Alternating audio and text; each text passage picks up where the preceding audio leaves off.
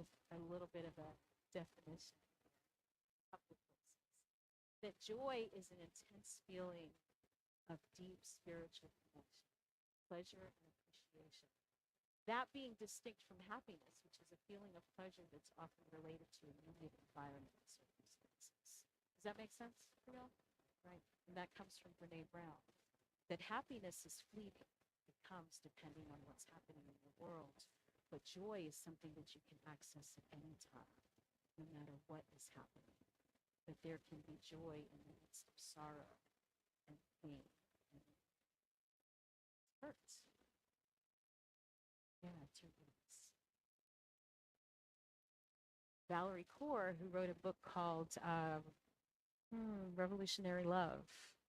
I think that's what it was called. Anyway, an amazing, amazing book that we used for one whole year of our practice here during the pandemic. And she says joy is the core practice. It's the thing that sustains us all. It sustains all of the other practices. To let enjoy is to give our senses over to what is beautiful, what's delightful, what is pleasurable or wondrous in the present moment. So, with that, I'm going to turn it over to Donna to get us grounded and just have a moment of centering. So ordinarily, when we are doing our centering, we are doing like deep breathing and all of that. But today we're talking about joy, and one of the things that gives me a lot of joy is drumming. I use it to regulate my nervous system, and I also use it to connect me to my land and my mom and to the African native energy that is in my DNA structure. So I'm going to play the djembe, and I'm going to invite you to just close your eyes. Maybe we can lower the lights and just invite you to hear joy. And if you feel like moving your body as a result, feel free to do that because, that's it.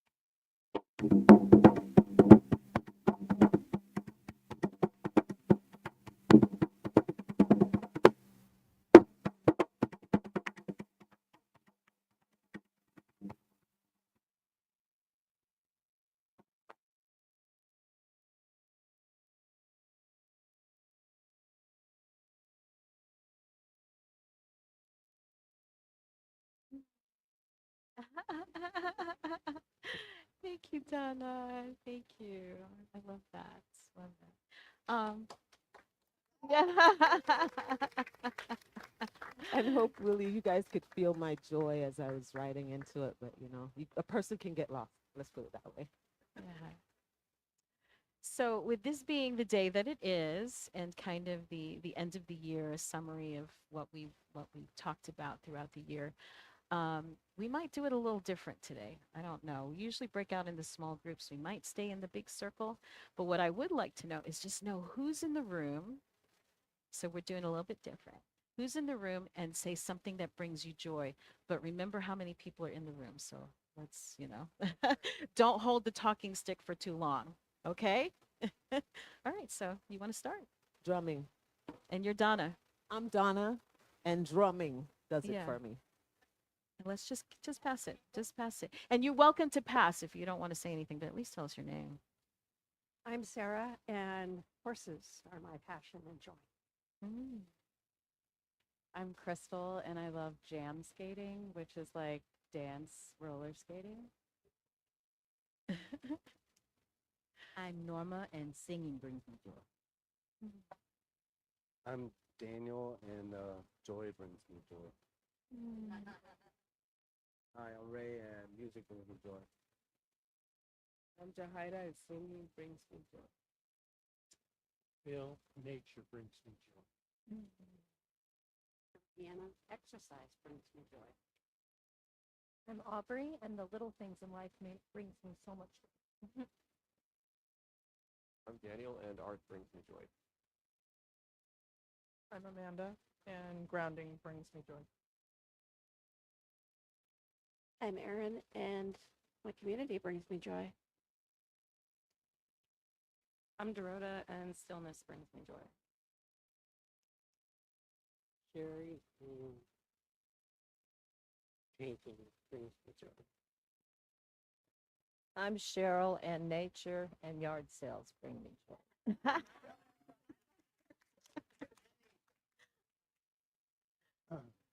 I'm Grady, and amongst other things, children's laughter brings me. I'm Dalton, and clarity gives me joy. I'm Paige, and my natural children and my children at school bring me joy. I'm Jameson, and laughing brings me joy. My name's Don, and rock and roll and charity brings me joy. I am Mercedes, and listening classical music in thrift shops brings me joy. Hey, I'm Paul. All of the above brings me joy. All of nature, music, meditation, exercise, etc. I am Cayo. Thank you por recibirme. Alegría estar juntos en familia.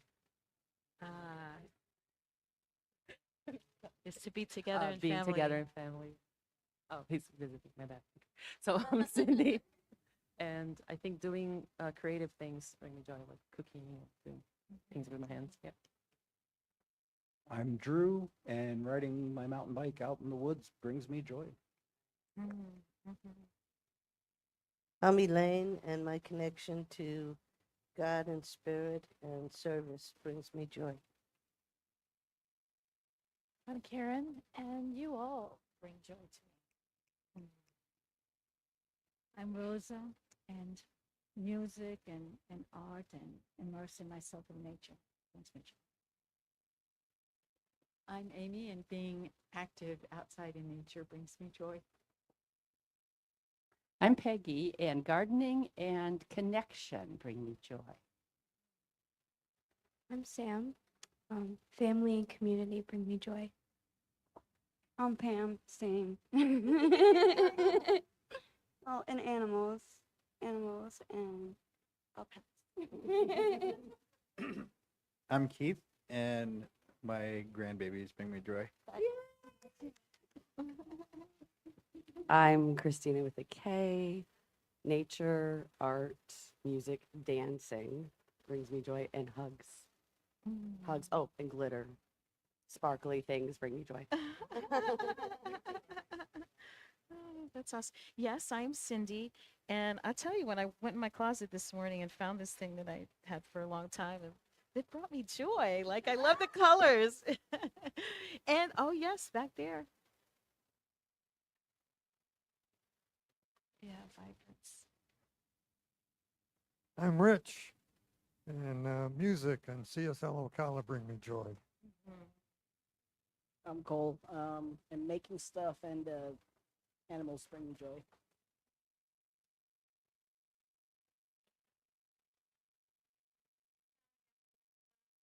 Cooking bring me joy. Surprise. Your cooking brings us joy. Oh, it's awesome. So, I don't know what this year has been like for all of you, but there was a lot of stuff that happened. Y'all remember that? So a little discord, a little drama, a little wonder, a little amazement. I mean, it was like everything. There was everything. And as I'm studying this idea of joy and just living it, experiencing, right? Like delving into it, the realization that joy can be, as I said, in those moments of difficulty, right? In challenging moments that we can have joy. So what does that mean about it? right? What does that mean about joy? And I think it really, and this is not just my thinking, but that if joy is the essence of who we are, that it really is a remembering those moments of connection. It's coming back to the truth of who we are, and much of that is in the connection. It's in our connection with other people. It's in connection with nature. It's in connection with animals, and it's an uncovering of the truth of what already is. Does that make sense? Yeah. Now, there are people that think joy is frivolous. Like, how could you be joyous when there's all this heartache and all this drama and all this stuff happening in the world? Like, you're not a serious person if you're not in joy. But I think it's really quite the opposite, right? That being in joy brings us back to the truth. And so it's not selfish to be happy. It's not frivolous, right? It's just uncovering the reality of who we are. So we give ourselves permission. And there's something called, I learned this last year in studying this topic, about the idea of foreboding joy. Does anybody remember that? Foreboding joy? Right? So there's this idea that when you're feeling really happy and wonderful, that it's such a vulnerable thing to feel that we can't even let ourselves feel it fully. And we will start thinking about, well, it's not going to last.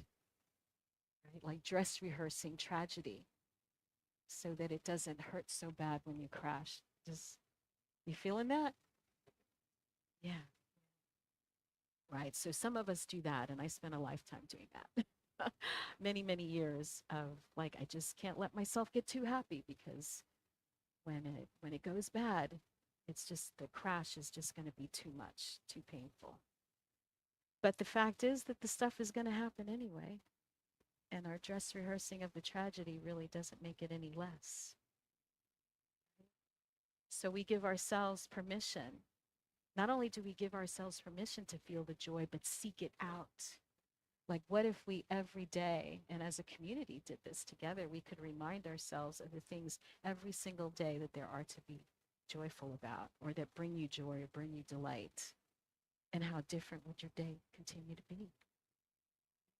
So it's not selfish to be happy. It's really our highest purpose. Your joy is the greatest contribution you can make to life on the planet.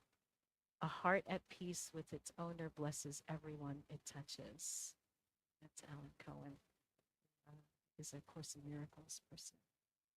So, right, so we get to be a blessing to others in our sphere by living in joy and allowing ourselves to feel the blessing of whatever it is that sparks us and delights our soul.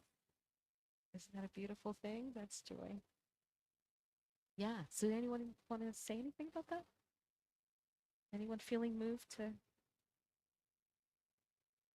The other day, my cat came and she was laying on me like this, and I was not feeling myself, and I decided I could just give all that up and just tune into my kitty cat.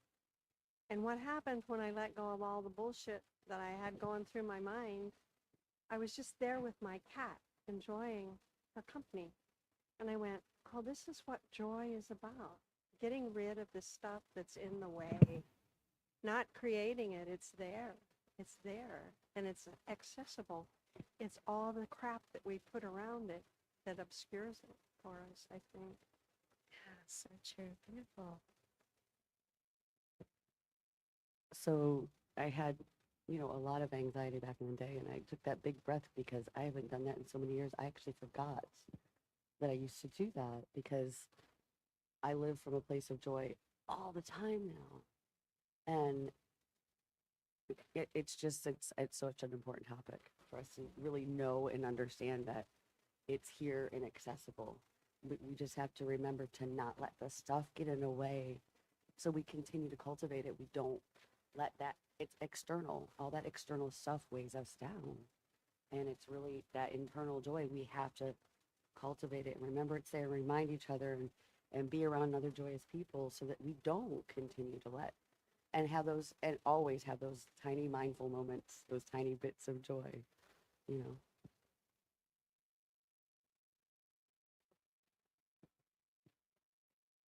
For me, when I think about that joy, it's actually takes a different face. For me, it's peace. It's that peace that passes all understanding. Like that's the joy, because it's this feeling of being held in safety and love, and feeling the unconditional love of divine energy, that connection that's so unshakable that nothing that comes along, no matter what it is, can shake it. And for me, that's that peace. And like Reverend Peggy was talking about, that Christ consciousness, that connection of, oh my gosh, I am it. And then to be able to come from that space, that realization of our oneness is that, and I think it was Elaine that said it, the oneness that you have, that connection you have with source is, yeah, that peace. It just settles. It almost, like happiness for me is more like, yay, and joy is more like grounding, deep, peaceful. I have a magnet on my refrigerator. It's kind of wearing out, that I had typed and put on a sticky note and then put on the magnet. And it's a quote, I think, from Teilhard de Chardin. Joy is a sure sign of the presence of God. And I guess we all could look within and see, well, what does that mean? If joy is the sure sign of the presence of God, it must flow, right? It just flows up from that source that you're talking about, Donna, and others of you have talked about. But this idea that when we are in joy, we are remembering. We're remembering that we're God in expression, and that we live and move and have our being in that presence of the divine. And you're right, it can happen in the most trying times, that when we just have an affirmation to bring to mind, joy is a sure sign of the presence of God. That can bring joy in those moments when we are in grief or conflict or whatever. And I don't know about you, but for me, it makes me feel empowered.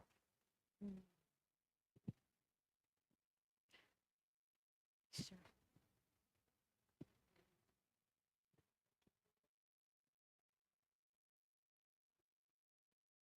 So for me, the best way to find joy is to accept the crap that you were saying, all the crap around joy. If you accept it as a fact, that it's still there, yes, but you can't change that. You can't change that. All these external factors, they weigh down on you, but if you accept that, you can still find joy.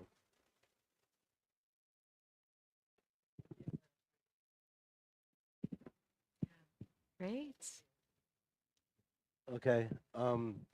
For me, the first sentence in that saying, "It is not selfish to be happy," kind of hits home to me, because like I'm in a situation where I'm trying to help somebody and it's really stealing my happiness or joy. And it's been an ongoing thing that I kind of beat myself up because I'm trying to help this person, but it's like I'm like not able to help them, and it's like taking my happiness. So that's something that I've been working on, and just keep me in your prayers that I get through this. But yeah, just reminding myself that it's not selfish to prioritize my happiness. That's something that I needed to hear. Wonderful. There's something to be learned from nature, a lot to be learned from nature. When you think about the ocean, and on top of the ocean is all of these waves, and it gets windy, and maybe we even have hurricanes, but you go down 30 feet and the water is just as calm and it's still. And the waves represent the superficiality of what we go through as human beings. And on a soul level, the 30-foot depth of the ocean represents our soul purpose, which is to be still. Thank you. Thank you. So I think I'll just summarize, I think, what I'm hearing in that joy is the truth, is the essence of our being. And that when we are present to that, we can tap into that joy no matter what else is happening around us. And it's connection. It's connection of ourselves to that divine source. It's our connection with others. It's our connection with nature. So joy comes down to presence and connection. Yeah, and it's the remembrance that we're part of it. Yeah. So that's the piece. Is for years and years, like nobody ever said, you're part of nature. Always felt like nature's here and I'm over here and I go into nature. But we are nature. We're part of it. You know, it's our air that that tree is breathing in. So I'm feeling like, okay, we could do this. And in ADL, Alliance of Divine Love, we talk about the greatest degree of love. And that includes me. And that's why it's not selfish. Because yes, you're giving and helping and being, but there's also you. And you also give and help and be for you too. And if you're not healthy and around on the planet, then who's going to do the givingness that only you can do? So that's why you also have to feed you. And that's the greatest degree of the love. It's you too. And sometimes you have to allow that person to live whatever expression they're living without your input. And it's okay to let them unfold because Spirit's going to provide the right people for them too. So we're going to switch gears. Do you want to add something? I just wanted to say, Alan Watts. I've been listening to Alan Watts lately, and his first thing is, you are not born into this world. You are born out of this world. And I think of how a plant flowers, and we are a flower of our mother. We're a flower. We're born of this world. I love that. Oh, so beautiful. Don't you love Circle? We get to be the beneficiaries of so much wisdom of the folks in the room. So what I'd like to do now is for us to think about the past year. Now, some of you have been here from the beginning of the year and might remember some of these things. And I'm just going to invite anybody who might remember something, or if it was a particular talk or a practice or something that really sparked maybe joy for you. Maybe that moment of connection and presence, or it was just particularly memorable for the year as we kind of do a review. So y'all jump in. Especially think about if it was a workshop that we did that did some kind of aha for you and help push you forward, because it may bring it back to somebody's mind and help them going forward into the next year. So we started in January with an overview of, we were going from surviving to thriving, and I shared the whole foundations course and all of that. And I think our first Sunday was probably the White Stone ceremony with Gay Lynn. Y'all remember that? Yes. Right? Where we picked the stone and we wrote our word.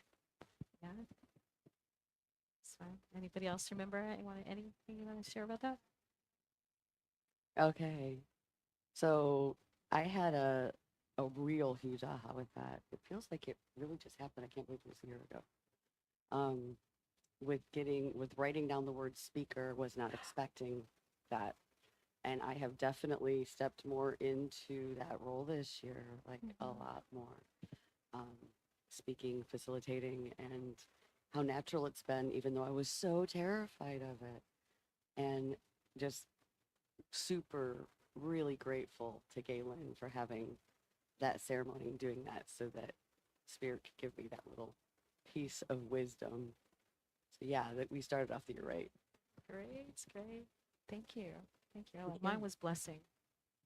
Anybody else? What was your harmony? Mine was harmony, and I've found more harmony in things that I've done between like a work and like social life balance, and just like finding time for myself. So it's kind of worked out nicely. I wasn't expecting that this year for sure.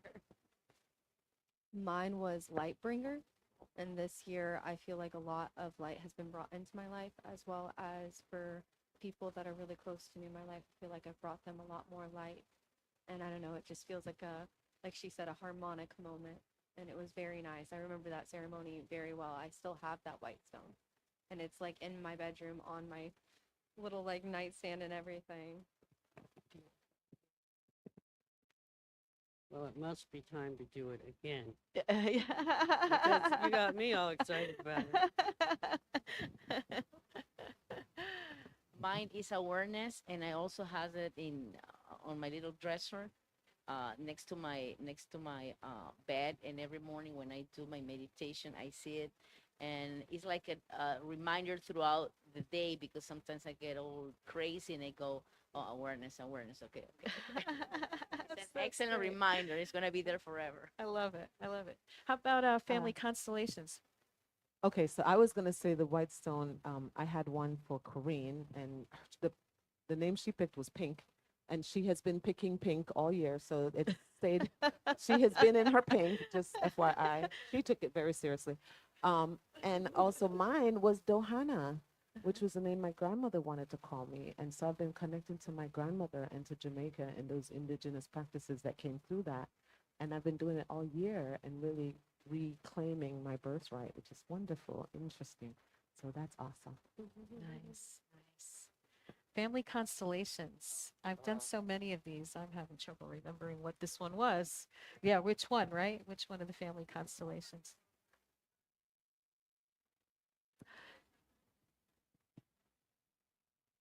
Maybe we did that at the end. So family constellations, for those who have not experienced it, this is good, actually pertinent because John is coming in January again. Woo, woo, woo. So family constellations is we're in circle. John, the facilitator, will pick a person to work with, actually picks their name out of the hat. And the person may be dealing with some type of, maybe there's a block, an energetic block. Something's going on that they would like a shift. And as the person is sharing their stories, John is writing different aspects of their life: mother, father, World War II, the family business, whatever things might be pertinent to the story. And then he's writing them down. Nobody else knows what's on these little slips of paper, and he hands them to the individual one at a time. They go around the room and they pick somebody to be a stand-in for that thing, even though they don't know what it is. And you're watching the drama unfold as different people come into the space, and some want to be right next to each other, and some want to run away, and some it's are all angry. and intuitive. So it's he all asks intuitive. you, how do you feel about over there? You know, what's happening here? How do you feel about this person? And you just tapping in and saying, well, this is how I feel. I don't know why, but I really hate that person. Or I don't know why, I just want to hug them and stand next to them. And it's usually because it's the knowing field, it's the connection between all of us. Exactly. And you get to see your life kind of unfold like living chess pieces around. And he always brings it to resolution. There's always, you know, the aha moments for folks. And There is a series in Netflix. The name is My Other Self, that it explains pretty good the what is the family constellation about, especially the first season. The second season, not so. I would stay with the first season because it. What's the name of it again? My Other Self. My Other Self. Because they explain the theory, and there are a lot of practices during the show, and they center, let's say, one person, and then after the session they go back to their ancestors, and you will understand better that practice through that series. My Other Self. Thank you. It's a type of therapy that helps heal generational trauma, is what it is. And so you have these blocks, and we don't know a lot of the time that this block is coming from past generation pain. And it's a recognized form of therapy, which some people might find surprising given the knowing field and how it unfolds, but it is very powerful. And I've since taken pieces of it and used it in my practice with my clients because it's just like, wow. Amazing stuff. So put it on your calendar, mid-January. John is coming back along with Amy Steinberg. It's gonna be an amazing weekend. Yes, yes, yes. All right. So in February, we got down to like the basic thing of what is God? What do we mean when we say that? What does that word mean for different folks? And Bob and Shannon were here, who were also here last week. So I don't know if anyone remembers anything about that. Any shifts for anybody? Well, I know for me, the breath work, because they were just here again last week, that breath work, I've been using it with my toddler when she gets frustrated and wants to throw the toys. And, the emptying first, just empty first. When I say it sounds like you need a deep breath. And so she used to, is what I used to get. And now we're working on emptying first. And the practice of that teaching in the moment when you see them doing, that and teaching how to regulate that nervous system is vital because, man, sometimes you want to throw the remote at the TV. I'm just saying. That's why I don't watch certain programs. But how powerful is the breath, right? That it can bring you right back to center. We can live without water, we can live without food. But how long are you going to live without air? The breath can bring us to that center and remembering what is God. Okay, let me take a breath here and come back. All right. Remember wholeness, Karen Drucker, and this idea of wholeness. Just the fact that our tiny little center attracted a Karen Drucker just kind of showed our oneness and wholeness with, she's from California. And she was over here on the East Coast and had an open Sunday morning and called us to see if we would like her to perform. And that fact in itself, we attracted a Karen Drucker to our center. Yeah. And for those of you who do not know, Karen Drucker is a very, very popular singer of New Thought, which is basic positive music. She's won several-time award winner, Posi Music Awards, which is Positive Music Awards. That used to happen. I don't know if they still happen every year or not. Yes, it does. It's in Kansas City now instead of Florida because when it used to be in Florida, we used to go. But incredibly, the fact that she thought about this center all the way on the other coast, was just like, wow, okay. And we're one of the smaller centers. And that was the piece that was full circle for me because I remember us having that as a visioning. We're going to be such a vibrant music program that Karen Drucker will come here. And it seemed like this far-fetched idea at the time because we're all using her music and you're feeling like this artist, well, come on. And then here she's calling us, yo, I want to come to your center. I've heard about your center. I want to come. You guys have got to get me. I don't care what happens. I'm coming. I'm like, okay, all right, yes, that's nice. So that wholeness, like Norma was saying, man, just 21 CDs, that's going to happen. And I think that that's the tapping in of, oh, yeah, we're all in the knowing field together. So we just call you. And for this idea of wholeness, what that means and why it's a principle for us is how we integrate all the parts of us, right? We are human, spiritual beings having a human experience. And sometimes life shows up messy. And sometimes there's that shadowy stuff. Sometimes there's those things that we don't want to deal with. But we recognize our wholeness, and it allows us to live more fully, when we can reconcile ourselves with all of our messy humanness, right? All right. The creative process with Armand and Angelina. Does anyone The Disney remember? freak. How about any of our new people remember anything about the creative process and why we teach that? Newer folks. Yeah.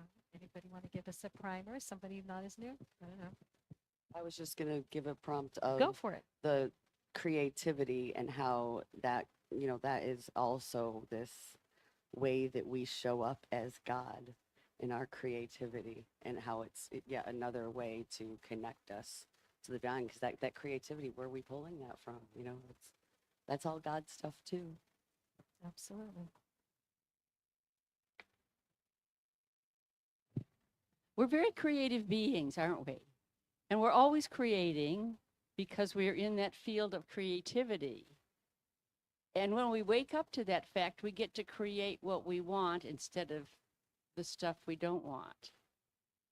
And so this creative process is exciting to get really in touch with, because even in the moment when life doesn't look like we want it, we can change the way we think about it and know that we're connected to that which creates everything, and it can turn around. And sometimes wonderfully quickly. Yes. And it start with that new idea. It's that spark. And God said, let there be. It's this feeling of, I have an idea. And I feel that that's the part that makes us godlings, the piece that says, ding, I have an idea. And you can always choose a new idea. If something's not working for you and you're like, oh, that's not working, you can always say, I'm going to try a new idea.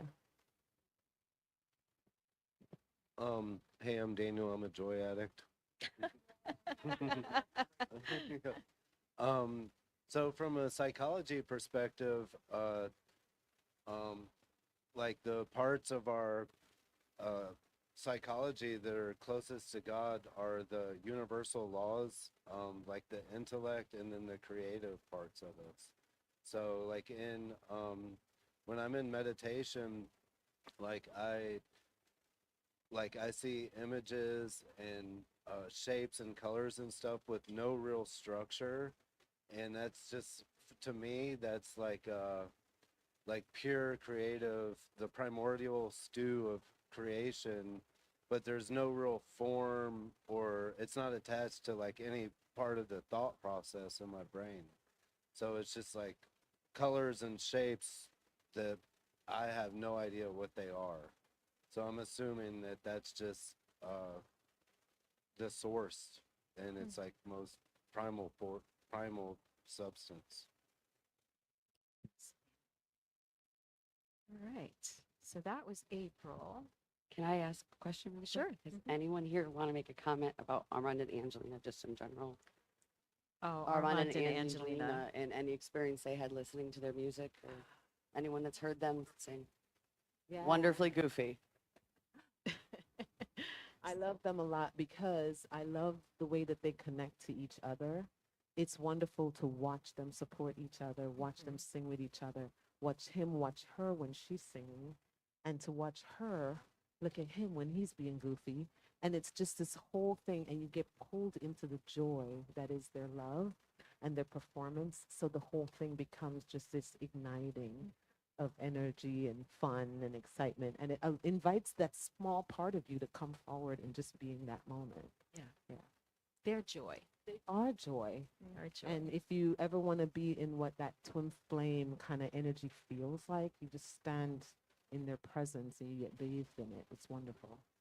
It's a great thing to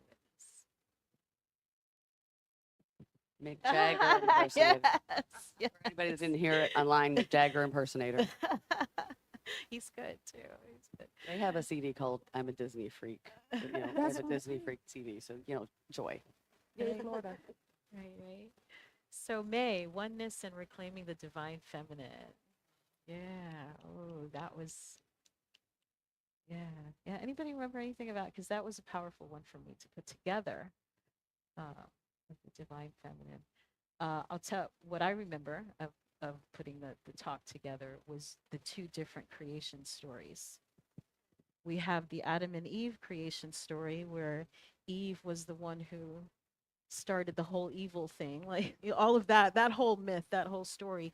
And then we had the Native American story of Sky Woman, right, falling on Turtle Island and was supported by the animals and it was just so completely different. You think, wow, how different would our culture and our society be if we were raised with different origin stories. I remember distinctly that the video would not play. No matter what we did, the video that you specifically picked out with the story of the turtle and the woman and the creation would not play. So what happened was next Sunday, you played the video and you were like, okay, I had to play this video. It was just that was a joy moment for me because it was like, I just had to do it. I'm sorry, you guys have to see it. Anything else on reclaiming our divine feminine? Qigong. And then we had Sarah do qigong Hey, with that. okay, so here's the thing about Qigong, and this is what I didn't realize until I did it with you, Sarah. I didn't realize how my standing was an issue. I didn't realize just how much I was not aware of myself in my body, just standing. And standing still sometimes is a challenge for me, but it wasn't standing still. And that was before in my mind, it was, oh, I have to stand still. But with you, it's standing and there's movement because there's awareness and shifting and energy and movement. It's not just standing still. And that was the way to kind of, oh, I'm not just standing still. I'm grounding, I'm shifting, I'm adjusting, I'm getting better, I'm getting stronger. So it definitely changed that for me. Thank you. That's the magical part of most all of the practical Sunday things that we do. You like the breath work. You know, oh, I already know how to breathe. I took my first breath work workshop and I was like, but I'm doing it all wrong. I took Qigong with Sarah and just walking. She'd have us walk in a line across the floor. I'm doing it all wrong. So, you know, there is a right and a wrong way as far as your health to, you know, do these things. And when we come to these workshops that, you know, these people come and volunteer to show us these things, please come and take them in because you're probably doing it all wrong.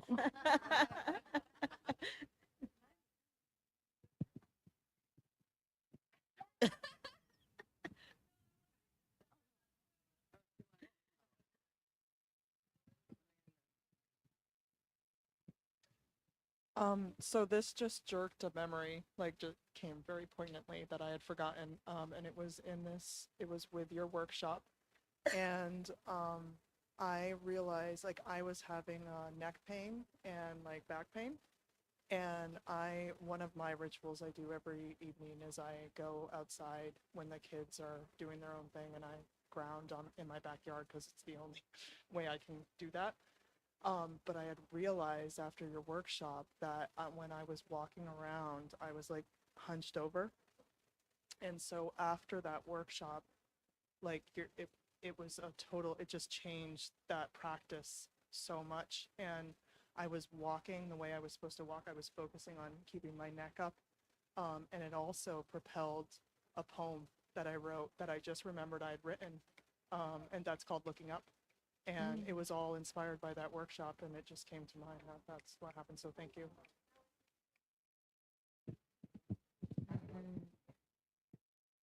I've done a few of them.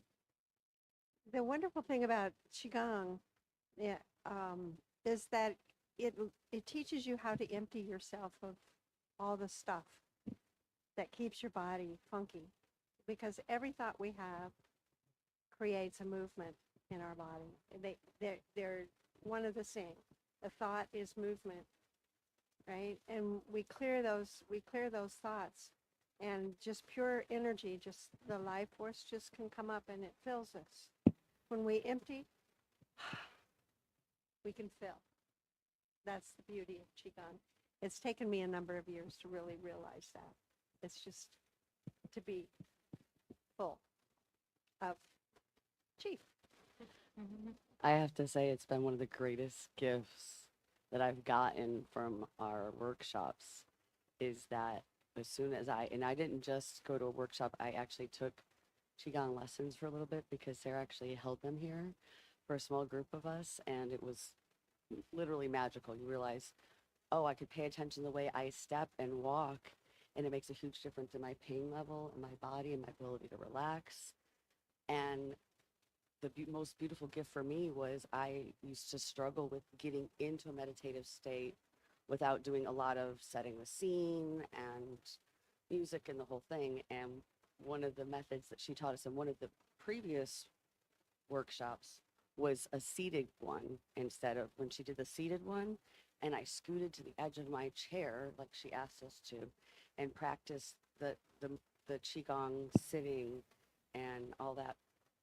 From there, I was able to go into meditative space like that.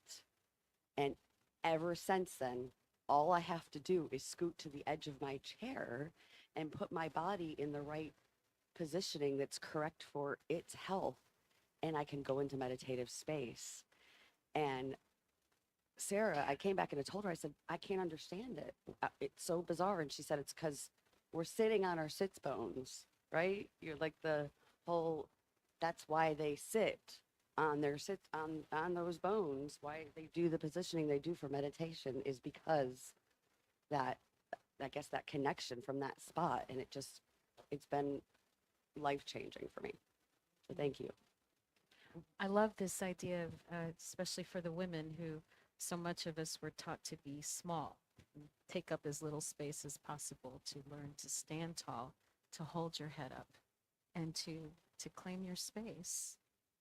That was to me part of reclaiming the divine feminine. Thank you for that. And for me, it was about Balance. us recognizing that we have a physical body.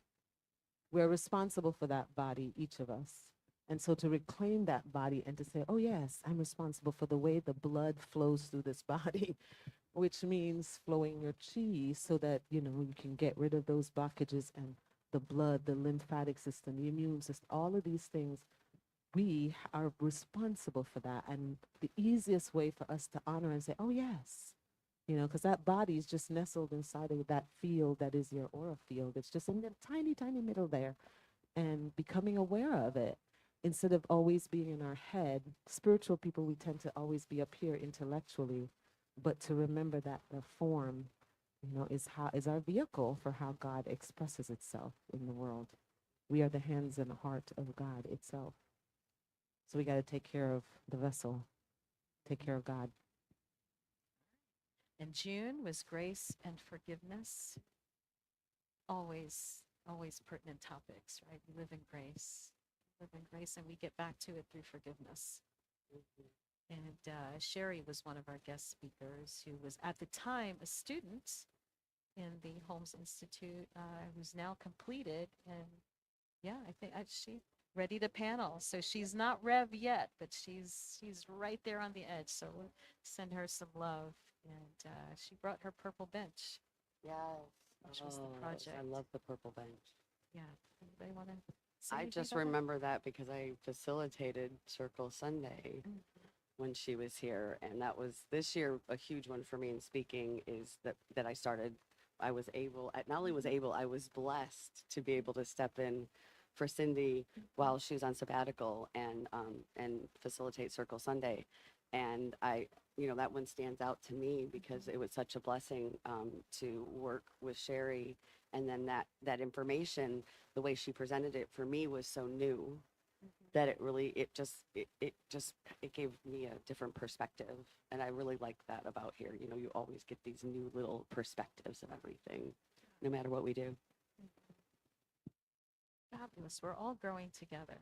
Again, what I love about Circle, because everybody has a different perspective, and when people can share, it grows all of our view on the topic And everybody expresses differently and everybody learns differently. And so having those tactile things that we can do and actually put our hands in the soil and work it, usually, I know for me it's easier if I put my hands on it, I'll definitely get it. July. This was the first month of my sabbatical, and Reverend Peggy facilitated, right? Was that on affirmative prayer? Affirmative prayer, yes. And talked about unexpected good. Anyone want to share anything about that session? Anyone participating in the Unexpected Good program that might want to say anything about it?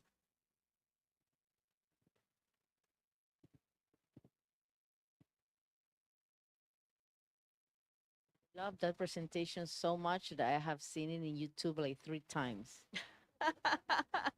Taking notes, and now I create cards with each sentence that all God is all it is, and I embrace my goodness. Although I created my cards and I have them next to my white stone that says awareness because I need daily reminders.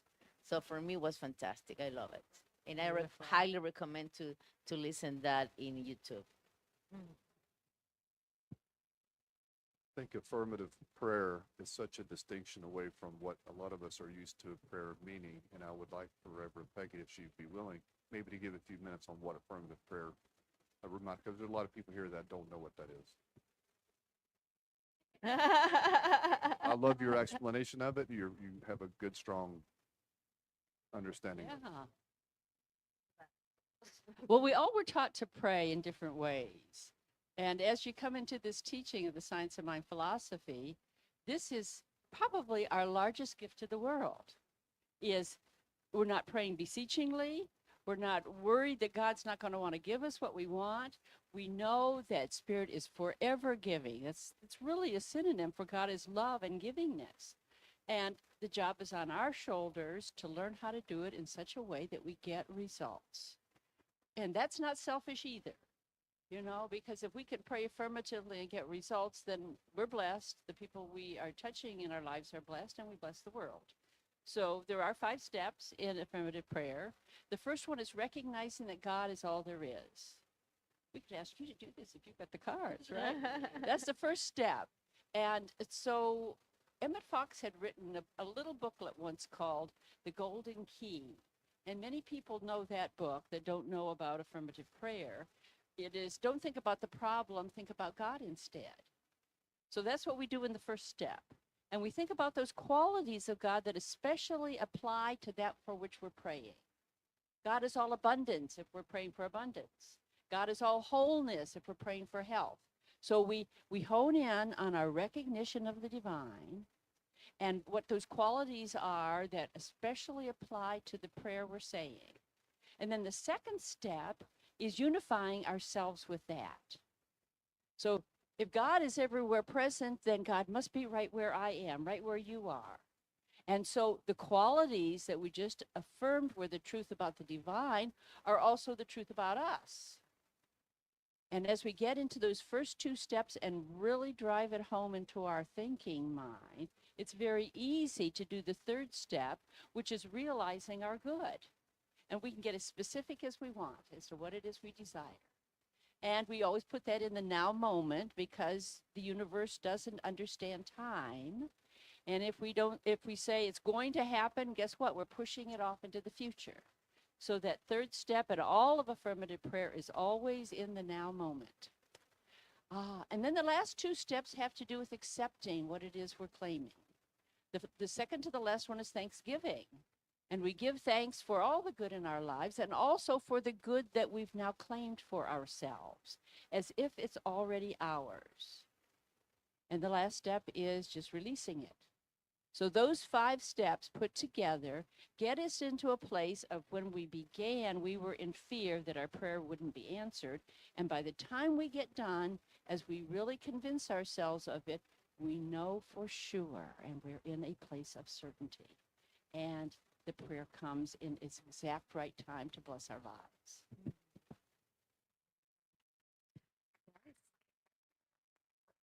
Yes, thank you very much, Grady. And then that paradigm shift happens because that's what happens for me. That's why I started calling it spiritual mind training after that conversation we had instead of spiritual mind treatment. But as a nurse, it's treating your mind. Here you are in pain, and this is the healing salve for that pain. At least for me, usually when I'm in that moment of crying out for a prayer where I have to reach for that, that particular tool. It's usually when I don't know what else to do and I'm at the what's going on. I reach for affirmative prayer. And you can always do it just as preventive maintenance. Yes, Right? and Every here's morning. what practitioners do. Just so FYI, Norma and I are the 2 licensed practitioners here. You go through all the classes, then you take 2 years of school, then you sit on a panel, then you have to go through and get licensed and renew your license. And I mean, it's a whole thing to be a practitioner, but the main thing that we do when someone comes to us for a session, the main medicine is that spiritual mind treatment. Somebody who can see outside of the fog, that can call that thing that say, oh yeah, this is who I am. And sometimes just saying it out loud from someone else, speaking the truth, it breaks bonds. That's what saved me when I came to the center, and I was in a lot of pain, and that this spiritual mind treatment kept me here because it was a different way. And I'm telling you, once you line yourself up for that vibration, it's as if just everything just magnetizes to you and manifestations happen. right. August, we did Law of Attraction. Yes, with Sherry. Sherry was back and she actually did the talk. I believe she did a summary of that. Now, probably a lot of you came into this teaching through Law of Attraction, yes? Or no? You all familiar with that? Neil Donald Walsh brought me here, and The Secret. Yeah, That's The how I Secret. found the The center. Secret was big. Was big. How many of you have had heard of the Law of Attraction before coming here? So you're all pretty familiar with it, right? I think we're the only, well, New Thought faith that actually is teaching how people can come to centers or to unity churches to really dive deep into Law of Attraction. Great. And then in September, we had Living in the Flow and Tithing. Living in the Flow. And oh my gosh, Amy came back, who is now Reverend Amy Steinberg. Woo, woo. Woo, woo, woo. So does anyone remember anything about that or what that means for living in the flow or have had any shifts in their lives around giving and tithing? Share anything? I just wanted to say something about Amy Steinberg because, excuse me, but I don't know how long it was that I've been here. I lose track of time. So I don't know if it's been a year or a year and a half or two. I don't know. It doesn't matter. But what got me in here was a friend actually invited me to an Amy Steinberg concert. And I had never heard of the center or anything. And I came in and I had never heard of Amy Steinberg either. And I just went. And as soon as I came here and I heard that concert, I was like, okay, that's where I need to take my kids. Like, I was just like, that's where I need to go. And I actually remember I met Cindy, and she introduced herself, and I was like, yeah, I think I'm going to bring my kids here. And I did, and I've been here ever since. And every time I haven't missed a concert because her song Exactly is such a beautiful song and got me through some really tough things. And the way I meditate is actually on a Shakti mat with a grounding mat. That's my thing. And I listen to a lot of times I listen to spiritual music on repeat. Might be my ADHD, might be, I don't know, but listen to it on repeat. And that song Exactly got me through some really tough times and out of them. So I just wanted to say that because that's like a special part of my heart of what got my children here. So thank you. Beautiful. Yay, we're so happy you've been here. Yes. Music is a spiritual practice for me. And I don't know if anybody else in the room experiences this, but there is a soundtrack to my life. Music, random music will just pop into my head. You know, I'm out walking, I'm doing something, or I wake up in the morning and there's a song playing. And Amy's music, I love having that as the, what do you call that when you can't get that sound out of your head? Earworm. Yes, her stuff. And that song as well for me has gotten me through many a time. So. I was just going to say about living in the flow and tithing. Living in the flow is kind of like a surrender in its own way because you're surrendering to the flow of life in a way. So the flow of things as they go. So if something like pops up and you're not exactly happy about it, you go, okay, this is here. I'm going to continue. You are literally in the flow of the way things are moving, kind of like how fish are in the flow of the ocean. That's kind of how I think of living in the flow. Beautiful. Beautiful. All right. October. I was back by September. Yes, I was back in September and October. And we talked about immortality, spiritual beings, that really is the truth. But it is also true that we're human beings. And this human existence will come to an end for each one of us. So it's important to think about that. What is the impact that you want to have on the people around you? What is it that you're here to do? You know, I think that we come here with a purpose and a reason for being. And so remembering that my physical time is limited helps me stay on track. And then remembering the truth is that connection, that deep depth of our oneness with spirit that Elaine talked about, right? That when you get down below the waves and all of the truth is that we are all connected, and this awareness, this consciousness with which we create is immortal. It's immortal. It has was never created can never be destroyed. It's however you want to call it, however you want to look at it. It is always here and it's always going to be here. It's going to change form, but it is always here. And I really feel certain about that. And if I'm wrong, well, you know, figure it out then when it happens.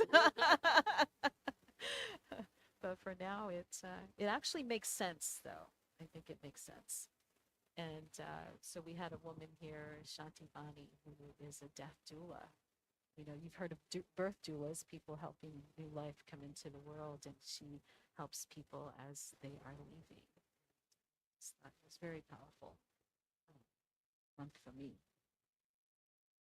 Just want to share anything about that?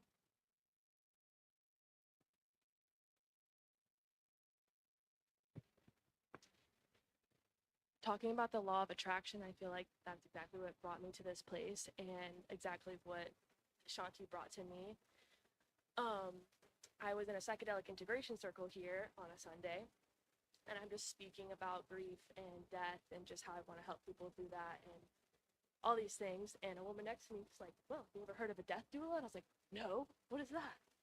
Then I go into a session with Galen, another facilitator here, and I'm explaining this, and she's like, oh, well, there's a death doula coming this Sunday. And I'm like, what? Like, it just, this place has brought me so much, and I just believe that, like, if you're in the flow, things will attract you as well. And since then, I've been able to talk to Shanti, go to sessions with her, with people who are sitting around and talking about grief, and that has helped me so much in my own process, and I just feel so grateful. Cool. I'm so excited to learn these things.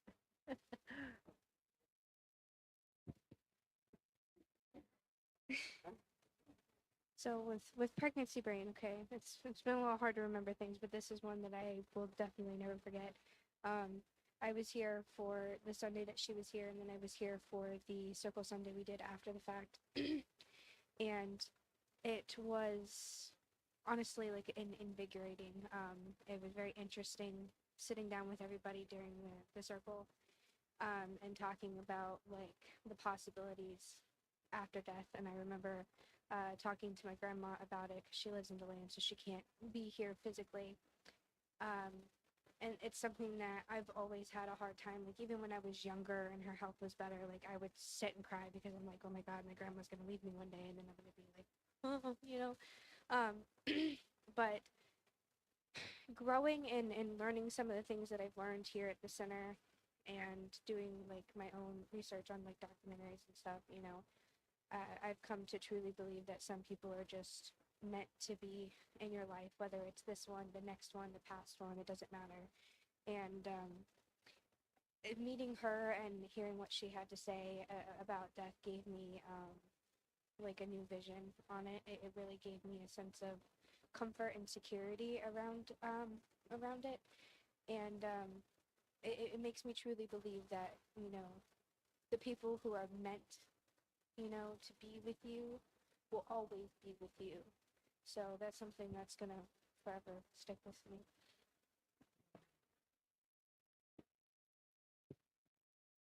Shanti? Oh gosh. Yeah, I was looking for, I actually had reached out to another doula to see if she was available to speak that Sunday, and she wasn't. And Shanti popped up. You know how your Facebook friends, like, they suggest different people? And I clicked on her by mistake. So it sent her a friend request, and I was like really embarrassed because I didn't know her or anything. I just knew we had common friends, but she actually answered me. And she said, why do you want to be friends with me? And I thought, I didn't really, but then I looked her up before sending her the answer. And I saw that she was a death doula, and I thought, well, I guess that was spirit lining it up for me to meet this woman. So that was how she came to be here. A happy, there are no mistakes. No really fun. coincidences either. No I don't coincidences. believe. No. Yep. And I realized as I put this together that I missed an event, but it was Elaine's workshop that she did, which was not on a Sunday, but Elaine did a workshop for us on mediumship. Do you want to say anything about the workshop? Or anyone who was there. Mediumship Demystified?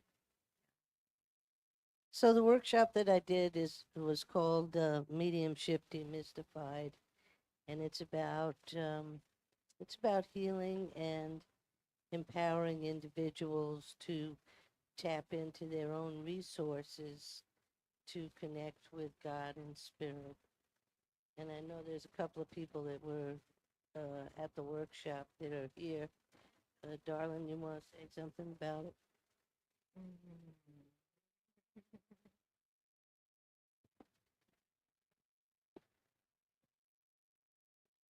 I absolutely loved it. She gave me a whole different perspective on mysticism and being a medium. And I took a lot away with me home. And I think you passed out some paperwork, didn't you?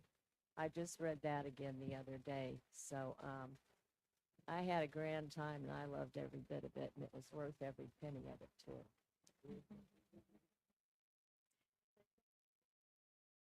I cried the whole time. I mean, the whole time. Didn't Holy water, holy tears. Holy water, holy water. Does that happen to anybody else in here? Because it happened to me when I started coming here. Yeah. Like the tears just would flow. It just flowed. Cortisol leaving the body. It is, and Just that's think it, about the that's it. cortisol, that stress hormone that you've stashed somewhere in your form. It's leaving your body. Please cry. Let it out. Let We it have out. tissues. Just let it leave so that way you can be healthy again. Karen. It's funny that you're talking about that because last, I don't know how, it's been a few months maybe, I've been crying like over things.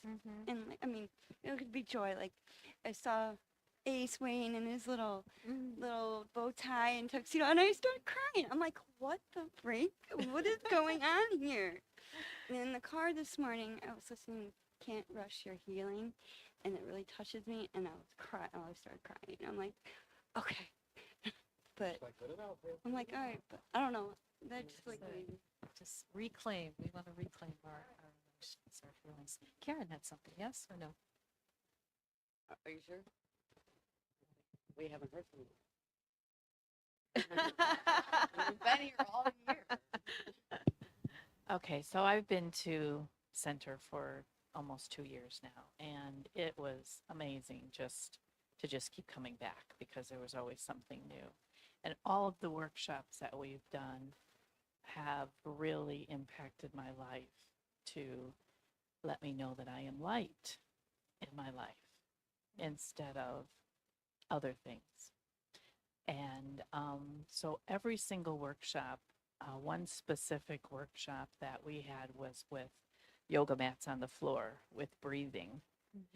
And the room was full. There was no more space on the floor for another yoga mat, but we would have squeezed you in if we did it. And I bawled like a baby just with the music that was involved. My height of my energy was either way up and happy or I was bawling. It was so intense, and I just cried like a baby during most of it, but it was okay. And that was very powerful for me. That was maybe a year and a half or so ago. But every single workshop is well worth attending. And any visitors that we have are meant here for a reason. And I'm so thankful for all my friends here. And I have a particular friend here that told me one day, just stop it. And looked in my eyes, and I was looking in her eyes, and she says, just stop it. And that was very powerful for me too, Elaine. I have to mention a workshop, the somatic one where she had us do all the different types of dancing and Angel walking. Howard. Oh, it was amazing. For me, that was dancing, as y'all probably mostly all know, is one of my biggest joys, as I said earlier, but that she really brought that like in line with somatic practices, which are among my favorite therapy practices. And so that for me was a whole nother level. That was beautiful. Angela, what was her? Angel Howard. Howard. Yeah, she used to go by Angela, but she reclaimed her name back, Angel. And Angel Howard was here and doing that. And I believe she's a psychologist. She has that background in psychology and uses those somatic practices. And Norma and I were asked to drum with her. And to practice it, we decided to do it at our center first before taking it to the retreat at Big Sky. So we rolled out what we were doing with our center and then took it to the Big Sky community, and that was really fun. Does anyone else remember that? Oh, here. I want to go back to Elaine at the workshop because I'm not going to go into everything I said, you know, when I go to bed at night, but, you know, I called ancestors and all of this. And then I was having all kind of dreams of people that have passed. They were in my bed. I could feel them. My ex-husband talked to me when he transitioned. And she says to me, well, just leave the door wide open, you know? And so I had asked her about that, and she had explained to me that I could invoke whoever I wanted to. And I haven't done any of it because I don't want anybody in the bed with me right now except me. My grandmother was laying there, and I felt her. Went to the bathroom, came back, she's gone. I mean, so I stopped doing all that, and I might pick it up lightly, but that was quite an experience. And thank you for that information. Wow. And again, about the workshops, even if it's something that you don't think calls to you, like when they were mentioning the Angel Howard workshop with the dance and somatic movement, I don't dance. Right or wrong, I just don't dance. But stop it. We discuss what I do. But with this workshop, just the movement, the release of, and she just encourages you to just let your body do what it wants to do. And that in itself is dance. And so many things release. It's another way to get release from things that are tightened up and being withheld inside you that you don't even know that the blockages are there.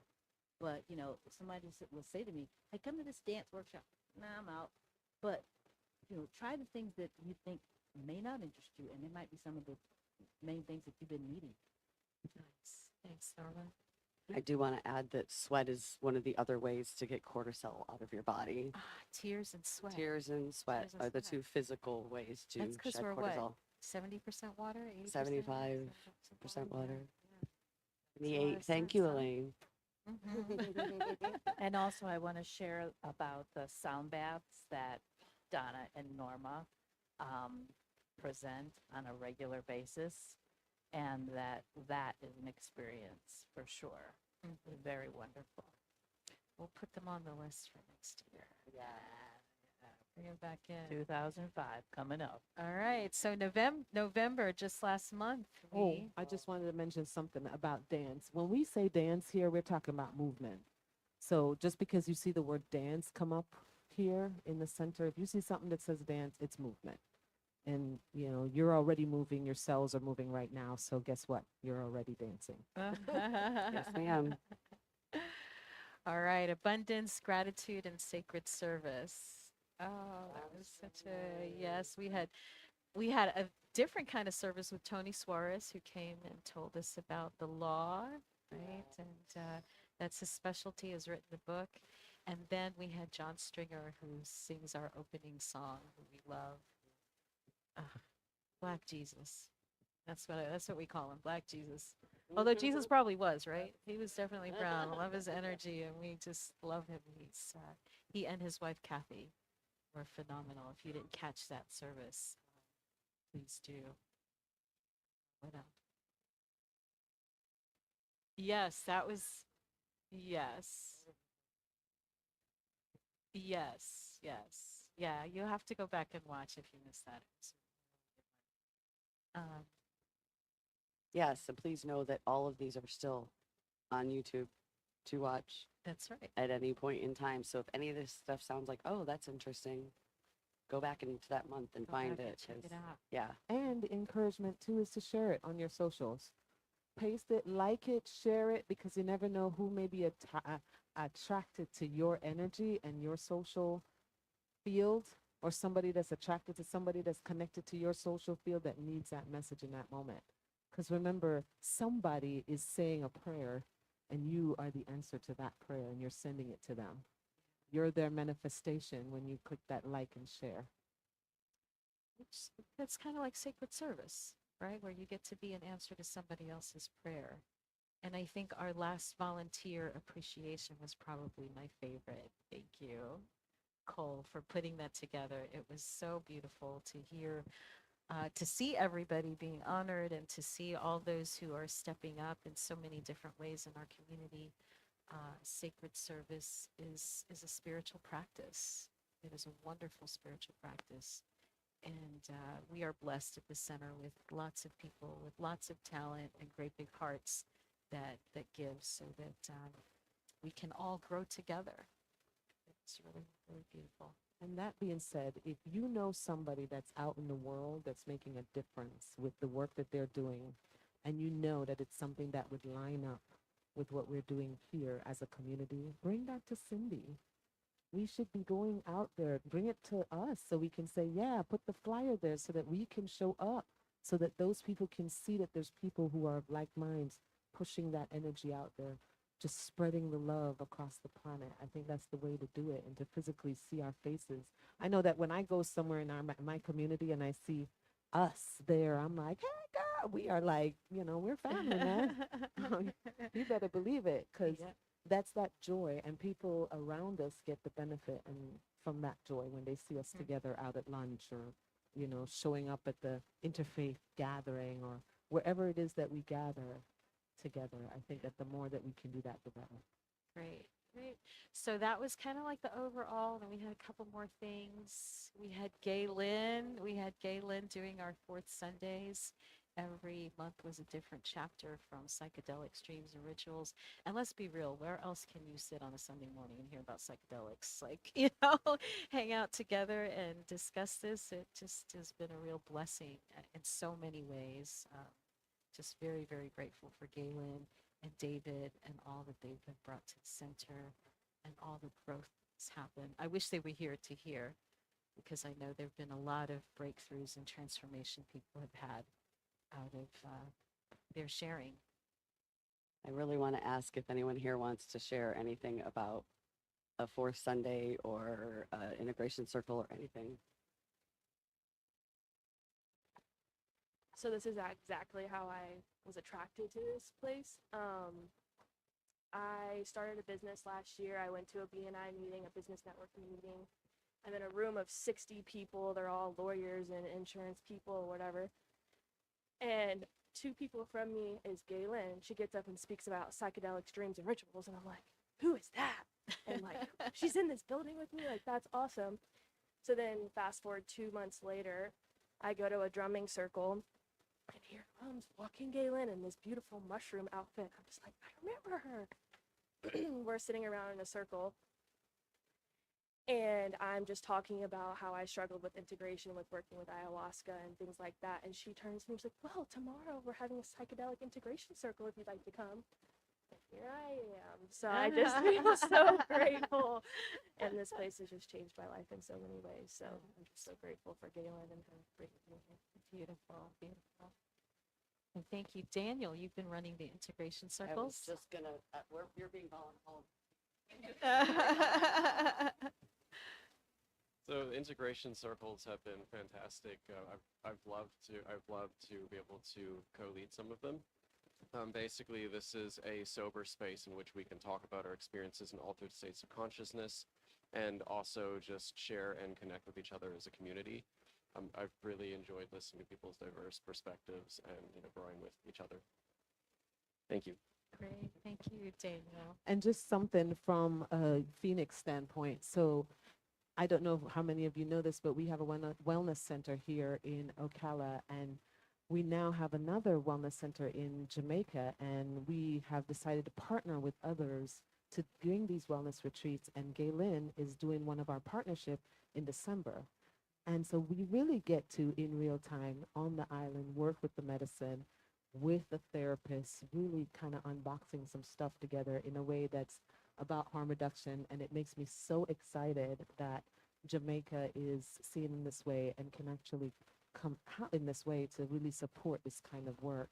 And the more that we get to connect to the professionals there, I think it's just going to be incredible. So it's so because Kaylin came here, and that whole thing now is blowing out of, it's just completely out. And this first one is going to really be something. And I think that us being able to connect the dots from Florida and Jamaica together when we get in our white zone together, or in our, I think it's the white zone we'll be doing together, Jamaica and Florida at the same time.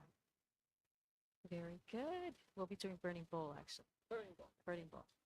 So then the other thing we had happening, what's up with that? Something just came to mind is when we were thinking about the new year, when we were doing the bowl, Donna said, who would like to be a part of Joyful Expression? And we wrote a song in 10 minutes that met with for Galen's presentation about no fear. That was the name of the song. And we kicked it. I love it. Love it. Awesome. Awesome. The other thing we had was the Prism Market that happens when we have the fifth Sunday, where if those of you haven't seen it, thank you for joining us. Thank you. Thank you. I hope you come back. Yeah. The room transforms. We bring on folks, vendors from outside of our community, but also people who are part of the community to bring their wares and their services. And it's really a lot of fun networking. That happens on the fifth Sundays. Every quarter, once a quarter, and the next one's March. Yeah. So props to you, Pam. Pam. For putting it together. yes. Yeah. Pam works really hard. All right. Well, lots of people work hard. Tiffany to put that event together. So thank you for your time and your vision and your love. Who has been to a Prism Market that's here? Yeah, it's fun. It's fun. It's Come fun. check it out. Yeah. It's different. But then again, a lot of things we do here are. It's different. Right. Yeah. Oh, he said a little birdie told him the next one is going to be huge. I'm sure it will. Apparently, Yeah. Think Block of party it like for a that. spiritual Block community. party for spiritual community. All right. kind of like that. Awesome. And out of that came the Green Gardeners, then had a friend that is in the room. I can't think of your name. Daniel. Now we are going to have a composting garden here at Yes, at the today, center. we're meeting today, yes? Great. Anybody that wants to. So 3:00. So that kind of sums up the year with, I think this is one last slide. I just wanted to bring to mind the two members of our community. Yes. They're such integral part, yes, of our community. And just love them so much. I have to talk about Gail for a moment. Sure. And not a lot of people here know Gail because she was such a huge part of this community in the past and then stepped away due to health issues. And she talk about joy. Talk about joy and color and dance and life. And her husband have a yoga studio, and they did a thing here for years. They taught yoga at the center, and I learned how to breathe. I learned how to truly breathe the right way, the therapeutic way, well before I went to school for therapy or anything through her yoga here. And she was just such a light, and we were so blessed to have her. She was a wonderful instructor. One of the things I got from this amazing person is one, that TED talk that she did. If you have not heard it yet, please look up Gail Deckins' TED talk. It's incredible and so heartfelt. And the other piece was that I love my beautiful body mantra, because when my fibromyalgia kicks up and the whole body is in pain, and I'm like trying to stretch or do any kind of exercise, and you feel that pain. Gail, when we were in the middle of yoga, she'd say, feel it. You feel your hips, say, I love my beautiful hips. When you feel your knee, I love my beautiful knee. And breathe into that, and just saying that I love my beautiful instead of, oh my God, my knee. It changes and shifts the way that the oxygen and the energy goes to that, because now we're sending love to that joint or love to that organ. And it was a wonderful practice, and I still use it to this day. And And of course, Darren- Darren is one of our son-in-laws that was with us as a teenager with our family. And, you know, and he struggled. He struggled, but that was okay, because when he was here, Darren was, you know, our guy, and you knew that he was there without a shadow of a doubt. And D-Man is just, if you ever had a chance to be in that peanut butter energy, you get it. It was one of the, yes, it's, yeah, peanut butter. And so when this happened and we were in Jamaica and the whole community came together, and the healing that occurred for my family, and especially the young people of this community, to lose someone that young was very hard on them. They grew up together. This is a brother to them. And so the adults who didn't even know this young man still held that ground in the community when everybody was grieving. And I really appreciate y'all. I got lots of phone calls, text messages. It was great. And Thank his you. celebration of life was a moment of joy. It really was joyous. It wasn't until after Darren was gone that when I was reflecting upon our relationship with Darren and his place in the community and the things that he stood for, I realized that he was really a mini me, because he was very strong with his integrity. He would call you on it. He didn't even have to know you, but he's gonna call you on your stuff. And his boundaries were strong. You knew exactly where, you know, you stood with him. He didn't hide. He didn't, you know, sugarcoat anything really. But he was very, very sincere with everything he did. And I just loved Gail. And for I tho- was the mini her.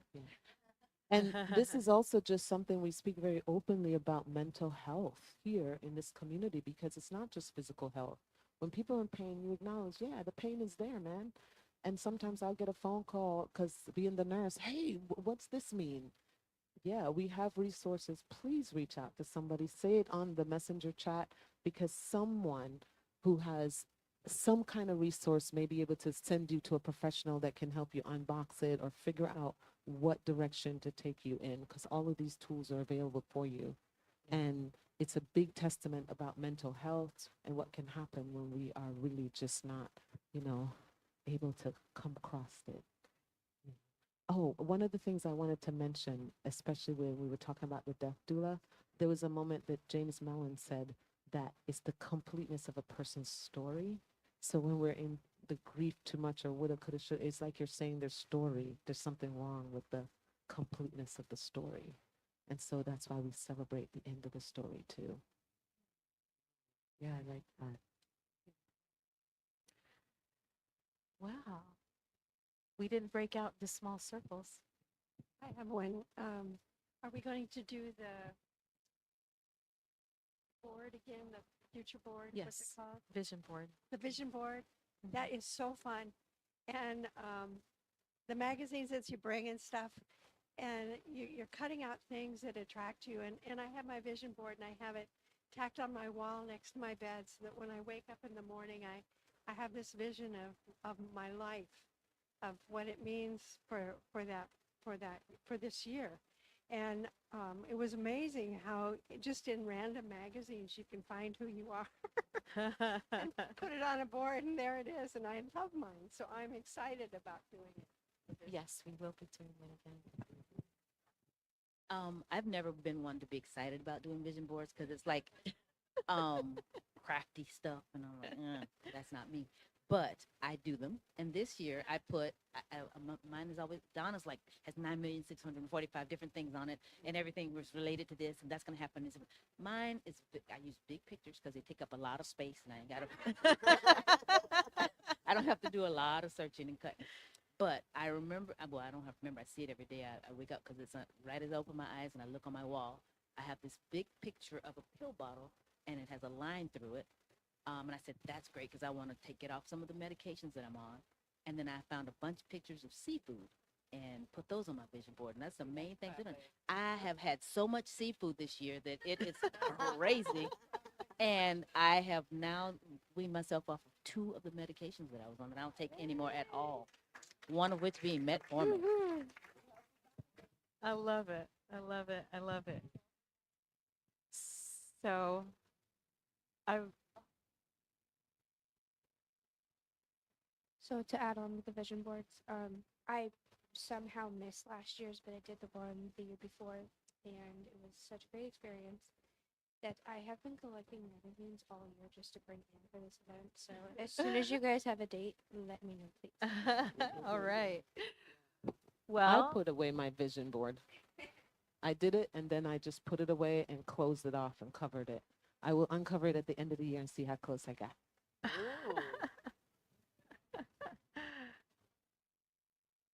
Speaking of visions,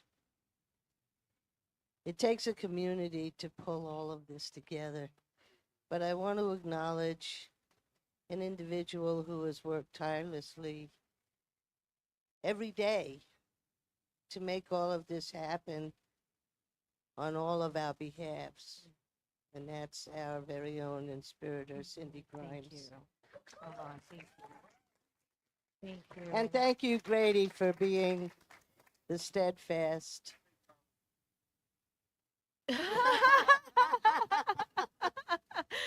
You know what? I took a sabbatical this She year. did Yeah, not. I did. She did not. No, she didn't take no sabbatical, y'all. She was still in the background That's helping true. me and Norma try to figure it out. And everybody me. and With the circles and days. so we were like, Cindy, you know you're supposed to be on break, right? She's like, well, I'm sending you the da. And we're like, okay, thank you. So it's really just when you talk about spiritual community, especially for me, when I searched for spiritual community, I wanted a family outside of my family. I grew up in the church. My daddy was a bishop. My mom's a church is like my lifeblood. I'm a PK, preacher kid. So I was just like, when I found this place, I thought, man, my family and you guys, you don't understand just how much I dance around. There was a moment I remembered when people were telling me, you should be afraid. Are you not afraid when you go out to this area? And it was something like Bellevue or something. Do you go to Bellevue? Aren't you afraid? And I was like, the no, it forest. wasn't It the would- forest. It was this moment. It was like Bellevue or something crazy like that. And I was like, are you?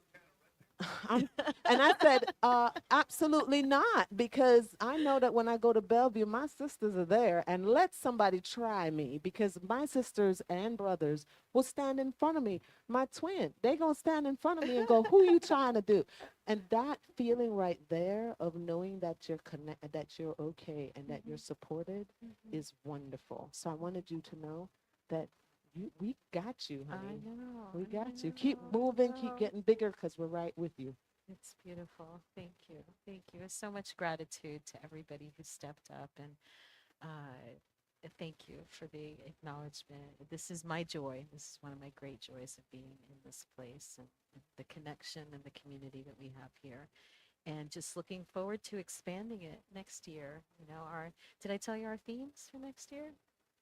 Yeah. All right. So we have an inner theme and an outer theme. And the inward theme is change your thinking, change your life. The outward theme is creating the beloved community. And that's what we are. That's what we've been. So very excited about that. Very grateful for all that's transpired. See, these were going to be the circle questions if we broke out into small groups. And it happens. It happened. All of these things, right? We've heard about people's insights. We've heard about their experiences and their shifts and healings and spiritual practices and what brings joy. And so there it is. There it is. And no, I think maybe we'll go around because we want to wrap it up. We want to wrap this up, and maybe we'll just send the talking stick around one more time and let people say their name and a word of gratitude or joy. a takeaway, maybe something. I don't know, whatever you feel moved to say, but make sure it's really short. The fewer words, the better. So It's distinct. my name is Donna, and I am grateful for terror because the same thing is excitement. And as you step into your bigness, it's terrifying. So I'm grateful for my bigness and my growing edge. I'm Sarah, and I'm really grateful for community. I think connection is one of the most important thing we have to have as as human beings. We do starve if we don't have connection. I'm grateful. I'm Crystal, and I'm grateful to be back. My first time was Karen Drucker, and Karen Drucker brought me here, and so I'm realizing how long it has been since I've been here, so I'm grateful to be back. I'm Norma, and of course, my first thought was Sarah stole my word. It was connection, but it's not a stolen word, it's a shared word. So it's connection. That was what immediately came to me. I'm grateful for connection with each and every one of you guys. I'm Daniel, and I'm grateful for growth.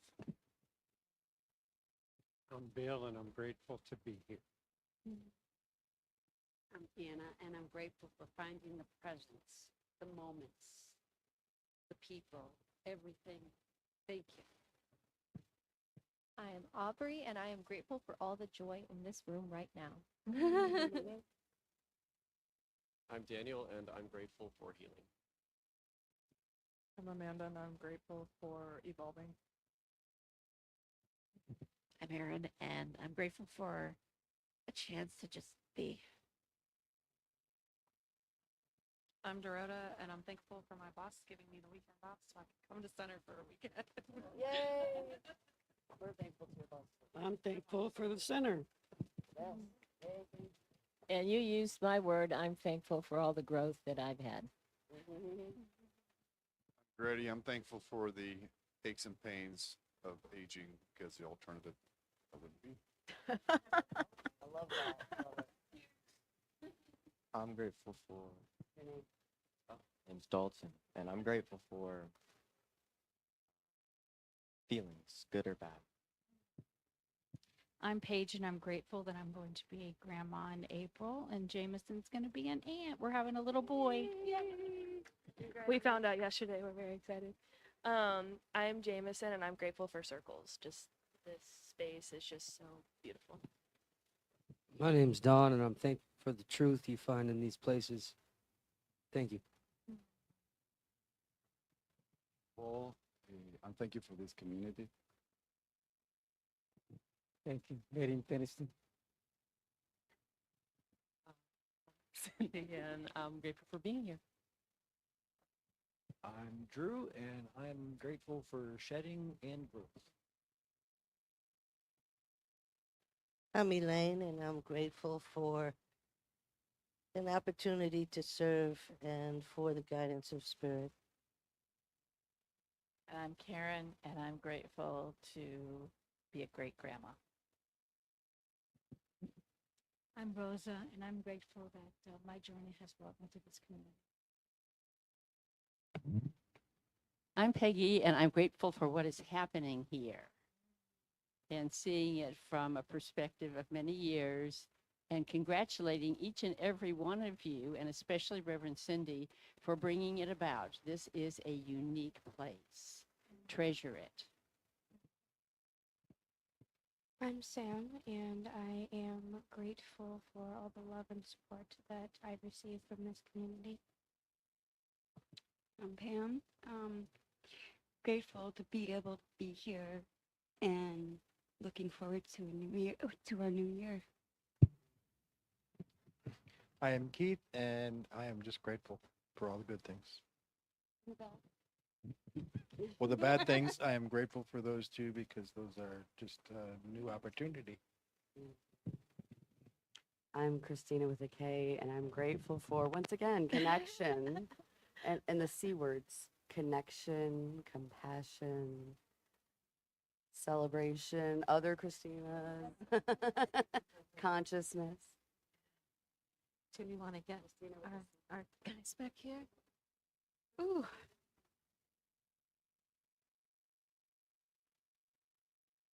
My name is Cole, and I'm grateful for this place and the past, present, and future volunteers. I am Rich, and I'm grateful for the spiritual community. Awesome.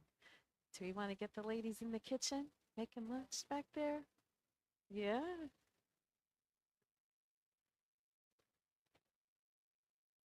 I am Wilma, and I'm grateful for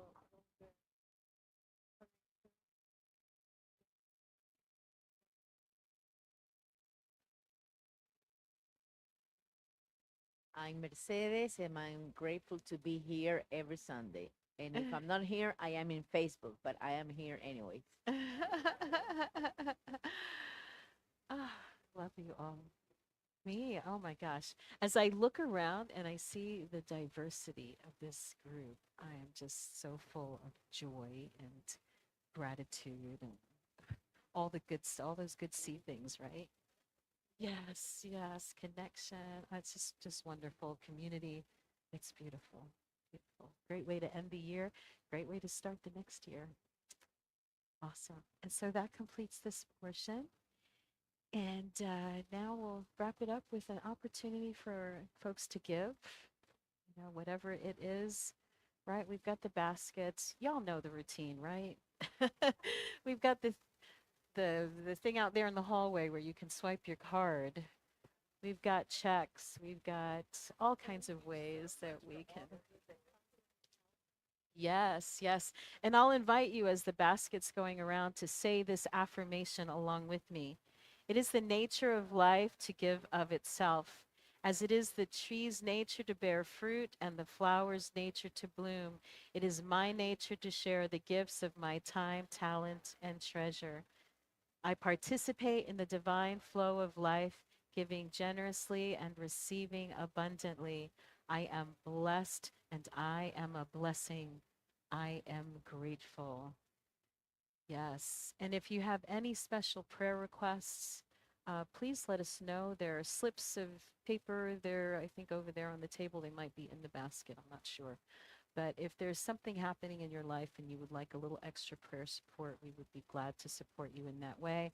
Myself, Reverend Peggy, Donna, Norma, Galen, we pray on these prayer requests and we just affirm the highest and best for each and every one.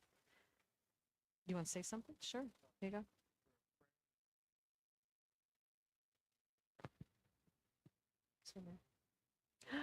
Yes. Oh my goodness. Yes, She let's will be do having that. her baby this week. Yes. Sam will be having her baby this week, and we would like to invite her into the center of the circle so we can have a community prayer circle for her. That everything will go well, and Yes. baby Amora Marie will show up. Let's see. How should we do this? How do we want to do this? Do we want to do the blessing that we do? Yeah. We can do that, right? We can do that. Is that on here too or no? So here's what we do, right? So I'll say the words. We honor you. We see your light. May it shine on all that you do. Yes. And so it is. Yes, we just are holding you. Oh my goodness. So much beauty. So much beauty. Can't wait. Wednesday, right? Wednesday, it's an induced delivery. What time? 7 a.m. So you got this.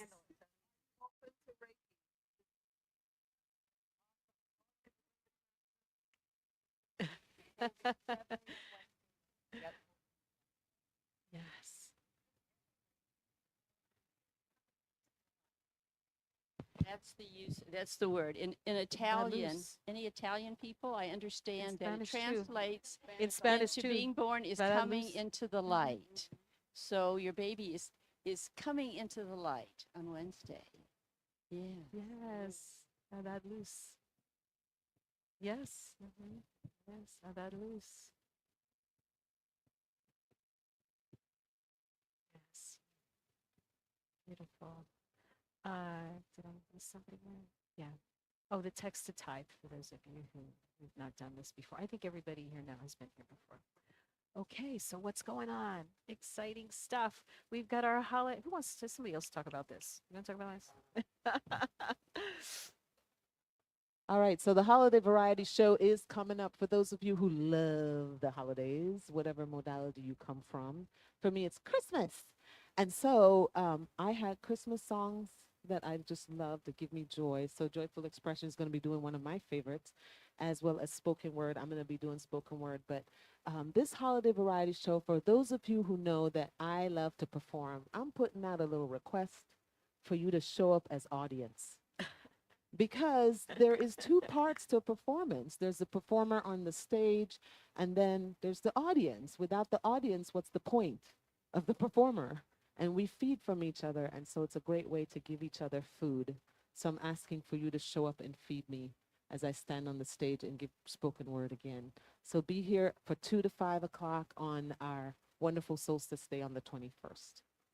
And also, there is an additional part to this. At the very end of the variety show, there's a special guest that's going to be showing up for our children. So we're asking if we could help connect to that spirit of givingness and just become a part of the hand and heart of the one itself, the claws.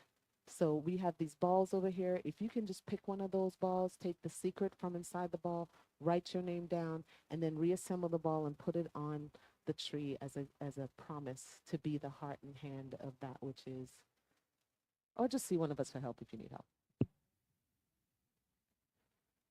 There's also. So we're inviting people to be part of a gift exchange or give gifts or let us know if they need gifts. I'm confused. Also, in addition to the gifts that the children we're giving for children, we're doing a small adult gift exchange. If you want to be a part of that, just bring a gift for an adult. Preferably if you're an adult male, bring a gift for an adult male, and that way we'll know we have something for everyone who wants to be a part of it.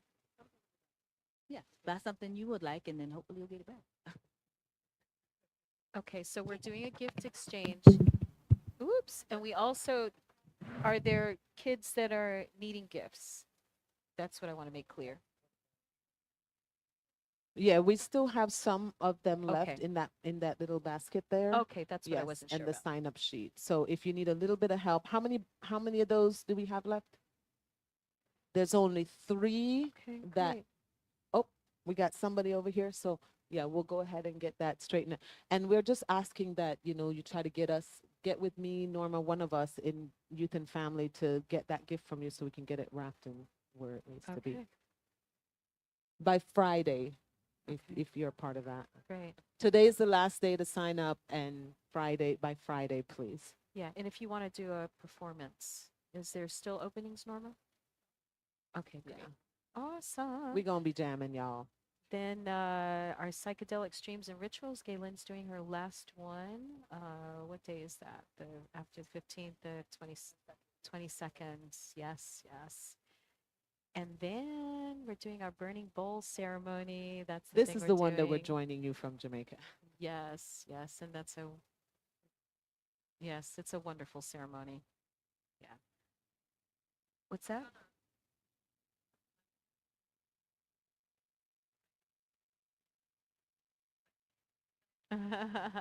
They don't listen well, huh? Okay, let's see what this is. Spiritual part. We don't have the date on here. Yes, the first Sunday of January, whatever day that is, I can't remember now. I have a friend that is coming down from the Center for Spiritual Living in Chicago. Her name is Linda Jackson, and she's an NLP practitioner. She's a hypnotherapist. Really cool. She's going to bring a different angle to our vision board ceremonies. Not ceremony, but experience. So come for that. Sorry, I don't have more information for you yet, but be on the lookout for the newsletter, and I shall probably have that information next week. So yes, we are doing our vision board. And then, woohoo, a weekend with Amy and John. It's going to be so fun. We're looking at this as kind of a mini retreat. So maybe a day of constellations with some music around it, or maybe we'll do something interactive with Amy. I don't know yet. We're visioning on that this week too. So it's in flow, but it's going to be awesome. Whatever it is, it's going to be absolutely amazing. You don't want to miss it. Bring your friends. It is going to be a jam-packed weekend. We are, as I mentioned at the beginning, we're looking at our community values and our vision and mission. And if you want to participate in choosing our community values, scan the QR code. It will take you right to a document where you pick your top 10, and then we as a community will be choosing our new values for 2025. So we tally them up.